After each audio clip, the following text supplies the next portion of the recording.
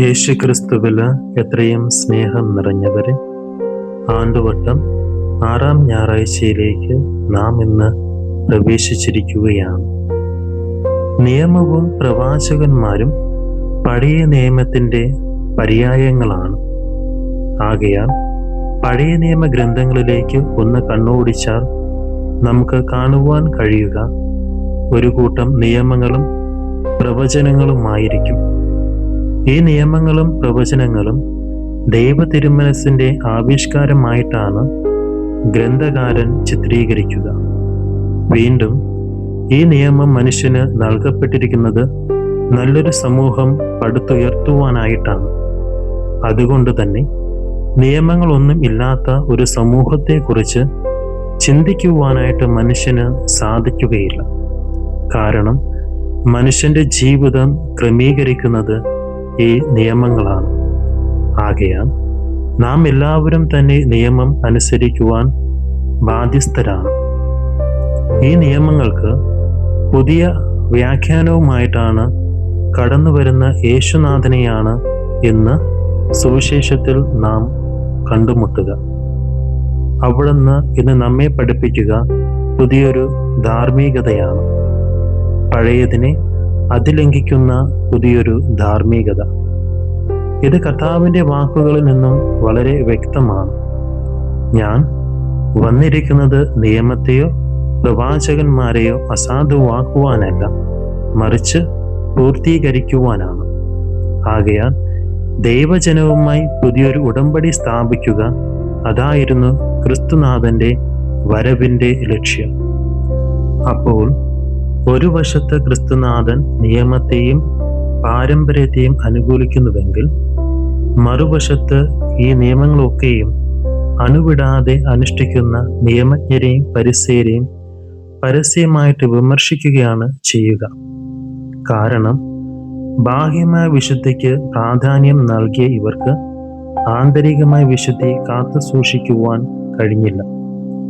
വെള്ളയടിച്ച കുഴിമാടങ്ങൾ എന്നാണ് ഇവരെക്കുറിച്ച് കർത്താവ് പറയുക. കാരണം അധരം കൊണ്ട് ഈ ജനം എന്നെ ആരാധിക്കുന്നു, എന്നാൽ ഹൃദയം കൊണ്ട് അവർ ദൈവത്തിൽ നിന്നും ഒത്തിരി അകലെയാണ്. അതുകൊണ്ട് തന്നെ അവർ നിയമം അനുഷ്ഠിച്ചിരുന്നത് ജനങ്ങളുടെ മുൻപിൽ ആകർഷിക്കപ്പെടാനും അവരുടെ പ്രീതി നേടിയെടുക്കുവാനും വേണ്ടിയായിരുന്നു. ആയതിനാൽ യേശുനാഥൻ ഇന്ന് തിരുവചനത്തിലൂടെ നമ്മോട് പറയുക, നിങ്ങളുടെ നീതി നിയമജ്ഞരുടെയും പരിസേയരുടെയും നീതിയെ അതിശയിക്കുന്നില്ലെങ്കിൽ നിങ്ങൾ സ്വർഗരാജ്യത്തിൽ പ്രവേശിക്കുകയില്ല. ആകയാൽ ദൈവകൽപ്പനകൾ പാലിക്കുന്നതിലല്ല, മറിച്ച് അതേപ്രകാരം പാലിക്കുന്നു എന്നതിലാണ്. കർത്താവിന് കാഴ്ചകൾ അർപ്പിക്കുന്നതിലല്ല, മറിച്ച് എന്ത് മനോഭാവത്തോടെയാണ് ഞാൻ കാഴ്ചകൾ അർപ്പിക്കുന്നു എന്നതിലാണ്. കർത്താവിൻ്റെ കൽപ്പനകൾ പാലിക്കുന്നതിൽ നമുക്കുണ്ടായിരിക്കേണ്ട ആന്തരിക വിശുദ്ധിയുടെ ആവശ്യകതയെക്കുറിച്ചാണ് ഈ വചനം നമ്മെ ഓർമ്മിപ്പിക്കുക. ബാഹ്യമായ ആചാരാനുഷ്ഠാനങ്ങൾക്കല്ല, മറിച്ച് ഹൃദയത്തിൻ്റെ വിശുദ്ധിക്കാണ് നാം പ്രാധാന്യം നൽകേണ്ടത്. കാരണം ഒരുവന്റെ ഹൃദയം ശുദ്ധമാണെങ്കിൽ അവൻ്റെ ഓരോ പ്രവൃത്തിയും ശുദ്ധമായിരിക്കും. അവൻ്റെ സാന്നിധ്യം അപരന്റെ ജീവിതത്തിൽ അനുഗ്രഹീതമായിരിക്കും. എന്നാൽ നമ്മുടെ ഹൃദയം ശുദ്ധമല്ല എങ്കിൽ നമ്മുടെ ഒരു പ്രവൃത്തിയും കർത്താവിന് സ്വീകാര്യമാവില്ല. ആകയാൽ ആദ്യമേ ശുദ്ധീകരിക്കപ്പെടേണ്ടത് നമ്മുടെ ഹൃദയമായിരിക്കണം. ഒരു വിശുദ്ധിയുടെ നിറവിൽ നിന്നായിരിക്കണം അവിടുത്തെ കൽപ്പനകൾ പാലിക്കേണ്ടത്. ഇതാണ് കർത്താവ് നമുക്ക് നൽകുന്ന സ്നേഹത്തിൻ്റെ പുതിയ കൽപ്പന.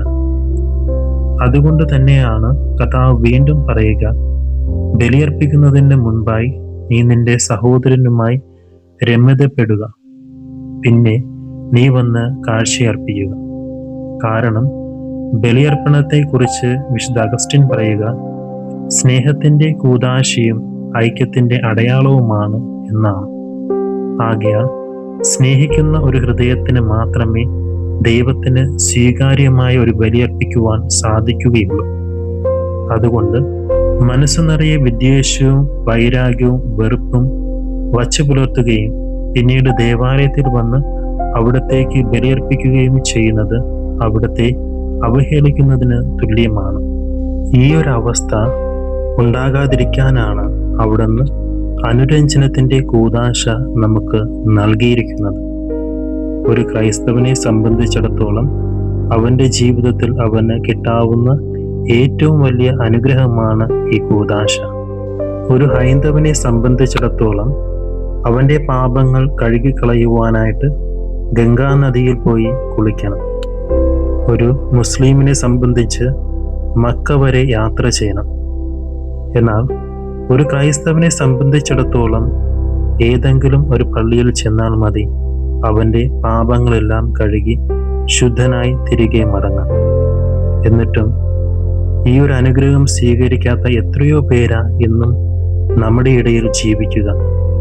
അതുകൊണ്ട് രക്ഷ പ്രാപിക്കാനുള്ള എല്ലാ മാർഗങ്ങളും കർത്താവ് നമുക്ക് നൽകിയിട്ടുണ്ട്. അത് തിരഞ്ഞെടുക്കുവാനുള്ള സ്വാതന്ത്ര്യം അവിടുന്ന് നമുക്ക് നൽകിയിട്ടുണ്ട്. ഇന്നത്തെ ഒന്നാം വായനയിൽ നാം ഇപ്രകാരം വായിക്കുന്നുണ്ട്: അഗ്നിയും ജലവും നിന്റെ മുമ്പിൽ വച്ചിരിക്കുന്നു, ജീവനും മരണവും നിന്റെ മുമ്പിലുണ്ട്. നിനക്ക് ഇഷ്ടമുള്ളത് നീ തിരഞ്ഞെടുക്കുക. നമുക്ക് സ്നേഹത്തെ തിരഞ്ഞെടുക്കാം. ക്രിസ്തുവിന് സ്വീകാര്യമായ ഒരു ബലിയായി തീരാം. ക്രിസ്തുനാഥൻ നമ്മെ ഓരോരുത്തരെയും സമൃദ്ധമായിട്ട് അനുഗ്രഹിക്കുമാറാകട്ടെ.